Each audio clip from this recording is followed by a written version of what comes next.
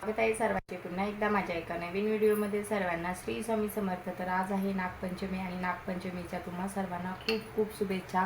तर प्रत्येक ठिकाणी नागपंचमीचा उपवास आदल्या दिवशी करतात, काही ठिकाणी ज्या दिवशी नागपंचमी असते त्या दिवशीच केला जातो। तर हा उपवास भावासाठी केला जातो। तर मी पण केला आहे उपवास आणि मी मस्त अशी पूजा वगैरे करणार आहे नागोबाची, तर ते मी तुमच्यासोबत शेअर करणार आहे। त्यासाठी व्हिडिओ कंटिन्यू करा, कुठेही स्किप न करता व्हिडिओ संपूर्ण पाहत राहा। व्हिडिओ आवडल्यास लाईक शेअर सबस्क्राईब करायला विसरू नका आणि व्हिडिओ कसा वाटला तेही कमेंटमध्ये सांगायला विसरू नका। तर इथे मस्त नागपंचमीची पूजा करून घेण्यासाठी नागदेवतेची मूर्ती, तांदूळ, फळे, फुले आणि आघारा। तर हा आघारा ह्या वनस्पतीला या पूजेमध्ये खूप महत्त्वाचे स्थान आहे, त्यामुळे आघाडा अवश्य घेऊन यायचा। तर सर्वप्रथम नागदेवतेची पूजा करून घेण्यासाठी दीप प्रज्वलित करून घेत आहे। त्याच्यानंतर मग मस्त नागदेवतेची जी मूर्ती आहे तिला स्नान वगैरे करून घेणार आहे। तर इथे मी मस्त नागदेवतेला ताम्हणमध्ये ठेवून दूध आणि पाण्याने त्याचे स्नान वगैरे करून घेणार आहे। त्याच्यानंतर इथे छोटी डिश तुम्हाला दिसतच असेल, त्याच्यामध्ये तांदूळ वगैरे ठेवून त्यामध्ये हळदी कुंकू वगैरे वाहून आणि मग नागदेवतेची मूर्ती ठेवून नागदेवतेला फुले फळे वाहून आघारा वगैरे वाहून मस्त मनोभावे त्याची पूजा करून घेणार आहे।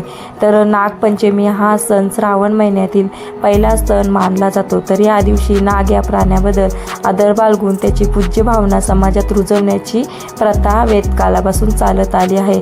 तर या दिवशी घरोघरी नागदेवतेची पूजा करून नागदेवतेला प्रसन्न ठेवण्याची प्रथा समाजात वेदकालापासून चालत आली आहे।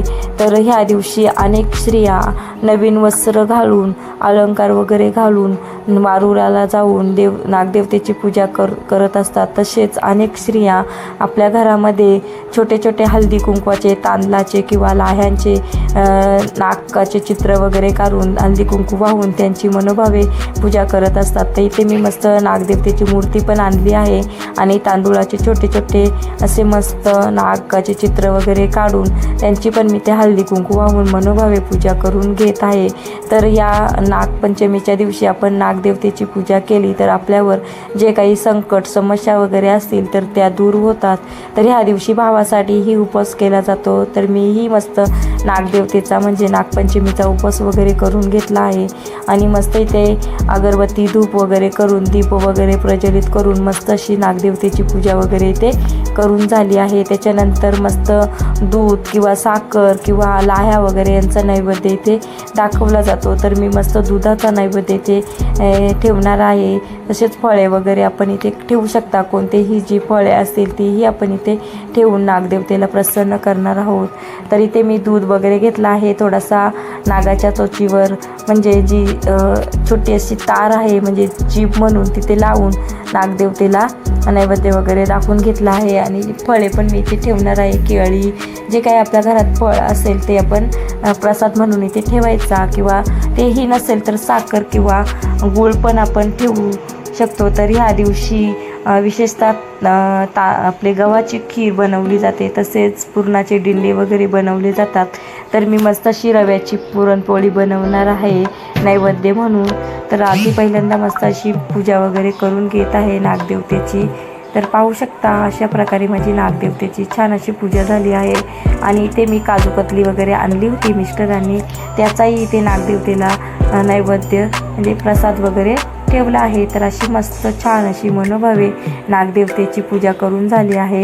नागपंचमी मी इथे अशा प्रकारे करून घेतली आहे। तुम्ही कशी केली ती मला नक्की कमेंटमध्ये सांगा नागपंचमीची पूजा। तर आता इथे मी नागदेवतेला हळदी कुंकू वाहून नागदेवतेचे आशीर्वाद वगैरे घेत आहे। छान अशी पूजा प्रसन्न आशीर्वाद वगैरे घेऊन नमस्कार करत आहे। तर पाहू शकता अशा प्रकारे छान अशी नागदेवतेची पूजा वगैरे झाली आहे माझी।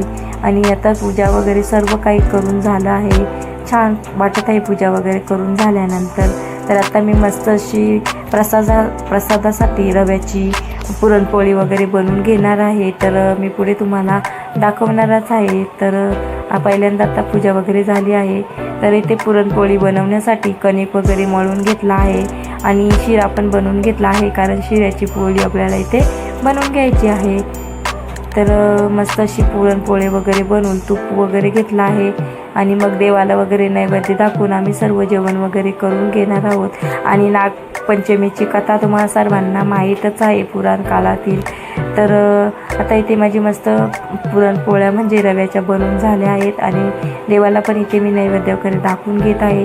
आणि मी आता व्हिडिओचा एंड करत आहे. कसा वाटला आजचा व्हिडिओ कमेंटमध्ये सांगा. व्हिडिओ आवडल्यास लाईक शेअर सबस्क्राईब करायला विसरू नका आणि कमेंटमध्येही सांगायला विसरू नका. पुन्हा भेटू अशाच